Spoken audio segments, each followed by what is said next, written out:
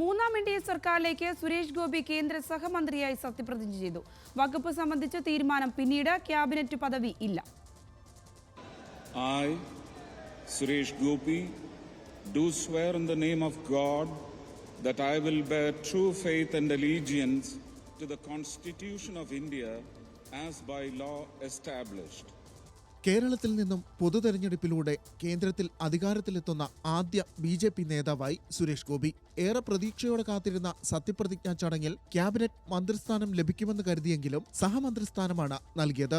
വകുപ്പ് സംബന്ധിച്ച് തീരുമാനമായില്ല. കേരളം ബി.ജെ.പിക്ക് ബാലികേറ മലയാണെന്ന വിമർശനത്തിനുള്ള മധുരപ്രതികാരമാണ് കേന്ദ്ര സഹമന്ത്രിസ്ഥാനമെന്ന് ബി.ജെ.പി. നേതാക്കൾ വ്യക്തമാക്കി. 10 മന്ത്രാലയങ്ങളിൽ സ്വാധീനമുള്ള പ്രത്യേക പദവി ആവശ്യപ്പെടുമെന്ന് സുരേഷ് ഗോപി മുൻപ് പറഞ്ഞിരുന്നു. എന്നാൽ ക്യാബിനറ്റ് പദവി പോലും ലഭിക്കാത്ത സാഹചര്യം സുരേഷ് ഗോപിക്ക് തിരിച്ചടിയാണ്. അതേസമയം തെരഞ്ഞെടുക്കപ്പെട്ട ആദ്യ മന്ത്രിയുടെ സത്യപ്രതിജ്ഞ ആഘോഷമാക്കുകയാണ് ബി.ജെ.പി. പ്രവർത്തകർ.